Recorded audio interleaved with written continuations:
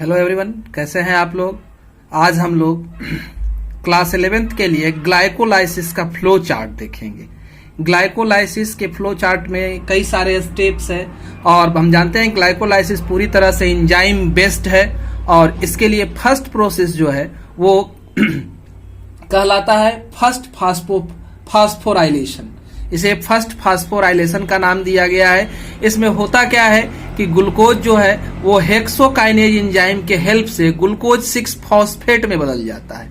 Glucose hexokinase enzyme के help से glucose 6 phosphate बदल जाता है और इसके लिए यह आवश्यक ऊर्जा को एटीपी से प्राप्त करता है। एटीपी का विखंडन एडीपी में हो जाता है, फॉस्फेट रिलीज होता है और उससे इसे एनर्जी मिलती है।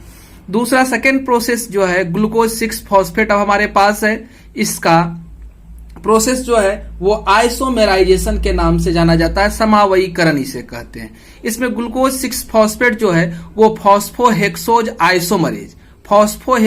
आइसोमरेज एंजाइम की सहायता से टूट जाता है और फ्रुक्टोज 6 फॉस्फेट का फॉर्मेशन करता है। ये बनाता क्या है तो फ्रुक्टोज 6 फॉस्फेट का फॉर्मेशन करता है। ठीक है, तो ये हमारा सेकेंड प्रोसेस कंप्लीट हुआ समावयीकरण का। इसके बाद तीसरे स्टेप को आप देख रहे हैं जिसमें फ्रुक्टोज 6 फॉस्फेट हमारे पास है। तो यह फ्रुक्टोज 6 फॉस्फेट जो है वो द्वितीय फॉस्फोरिलेशन से गुजरता है, सेकेंड फॉस्फोराइलेशन से गुजरता है और इसके लिए यहां पर क्या होता है तो आवश्यक एनर्जी भी एटीपी के ब्रेकडाउन से है ना, फॉस्फेट रिलीज होता है और एडीपी मुक्त होता है और फॉस्फेट से एनर्जी निकल जाता है। तो फ्रुक्टोज 6 फॉस्फेट फ्रुक्टोकाइनेज एंजाइम के हेल्प से बदल जाता है फ्रुक्टोज 1,6 बाइफॉस्फेट में।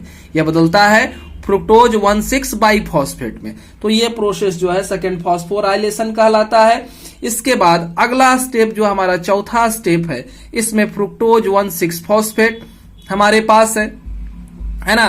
तो फ्रुक्टोज 1,6 फॉस्फेट जो है उस पर काम होता है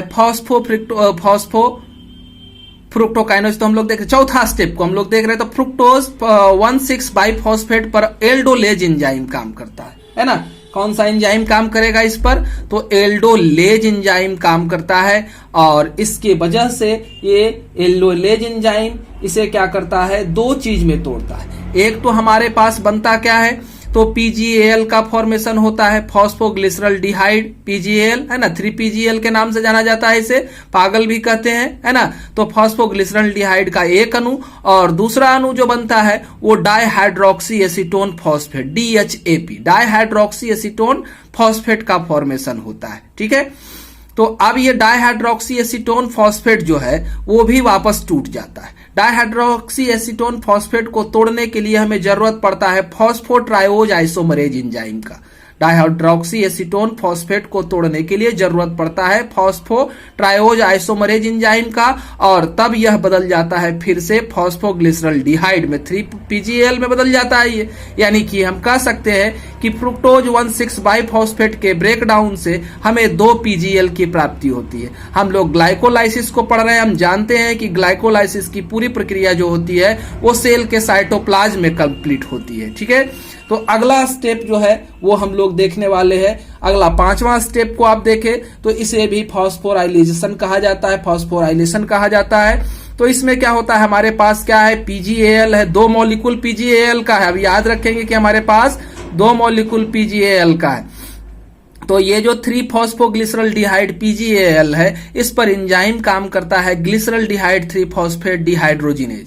इस पर एंजाइम काम करता है ग्लिसरल डिहाइड 3-फॉस्फेट डिहाइड्रोजिनेज है ना। और इसके लिए यहाँ पर आवश्यक ऊर्जा की जरूरत होती है और साथ में यहाँ पर जरूरत होती है क्या कि हमारा जो 3PGAL है वह कोशिका में जो प्रेजेंट होता है फॉस्फोरिक एसिड उसके एक फॉस्फेट से ये जुड़ जाता है। PGL एक फॉस्फेट से जुड़ जाता है ना। और इसको जोड़ने के लिए ग्लिसरल डिहाइड 3-फॉस्फेट डिहाइड्रोजिनेज एंजाइम मदद करते हैं। NAD से निकोटिनामाइड एडेनिन फॉस्फेट से हमारा NADH यानी कि हाइड्रोजन का 2 मॉलिक्यूल जुड़ जाता है।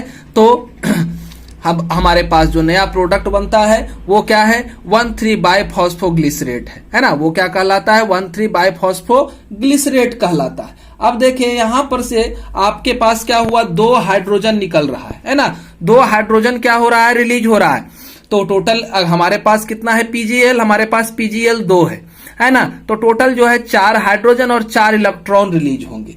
और ये 2 हाइड्रोजन जो है वो चारों हाइड्रोजन पहुंचेंगे कहाँ, इलेक्ट्रॉन ट्रांसफर चेन में पहुंचेंगे, ईटीसी में पहुंचेंगे, है ना, ईटीएस में पहुंचे, इलेक्ट्रॉन ट्रांसपोर्ट सिस्टम में पहुंचेंगे। और वहां जाने के बाद ये क्या करेंगे, तो एटीपी का फॉर्मेशन करेंगे। 2 हाइड्रोजन से कुल 3 एटीपी का फॉर्मेशन होता है। हमारे पास टोटल 4 हाइड्रोजन है, अतः यहां पर ईटीएस में जाकर के यह 6 एटीपी का फॉर्मेशन करेंगे। ठीक है, आगे अगला छठा स्टेप हमारा जो है एटीपी फॉर्मेशन का है ना। तो इस स्टेप में क्या होना है कि हमारे पास है क्या, 1,3 बाइफॉस्फोग्लिसरेट है, 1,3 बाइफॉस्फोग्लिसरेट है।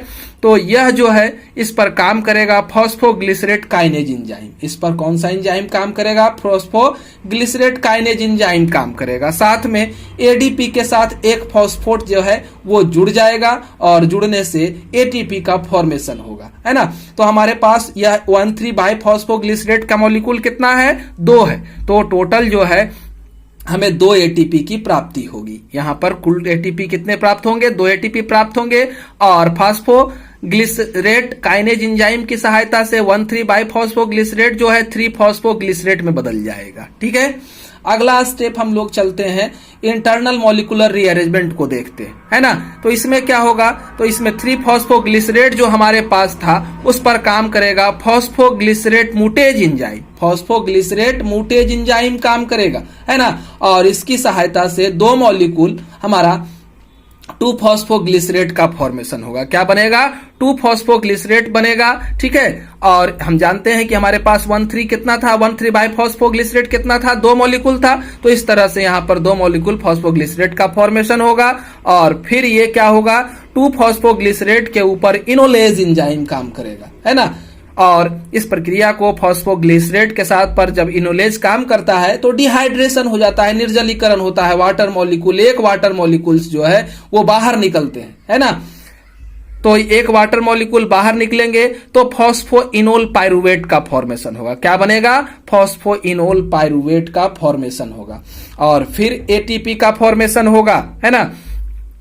और इसके बाद क्या होगा, इनोल पाइरुवेट जो है वो इनोल पाइरुवेट फॉस्फोइनोल पाइरुवेट बना था हमारे पास। फॉस्फोइनोल पाइरुवेट के ऊपर पाइरुवेट काइनेज एंजाइम काम करते हैं। इस पर कौन एंजाइम काम करेगा, तो पाइरुवेट काइनेज एंजाइम काम करेगा। एडीपी के साथ फॉस्फेट जुड़ेगा तो एटीपी का फॉर्मेशन होगा और प्रोडक्ट के रूप में इनोल पाइरुवेट हमें प्राप्त होगा। ठीक है, अंत में यह इनोल पाइरुवेट जो है वह कन्वर्ट हो जाता है किसमें, तो पाइरुवेट में बदल जाता है। हमें याद रखना है ग्लाइकोलाइसिस के लास्ट में हमें कितना, तो 2 एटीपी का शुद्ध लाभ प्राप्त होता है ना। इस तरह से ये हमारा ग्लाइकोलाइसिस का फ्लो चार्ट है। चैनल को सब्सक्राइब करेंगे, हमसे जुड़े रहेंगे, डिफरेंट तरह के वीडियो हमसे प्राप्त कर सकते हैं। वीडियो पसंद आए तो लाइक बटन जरूर दबाएंगे। धन्यवाद।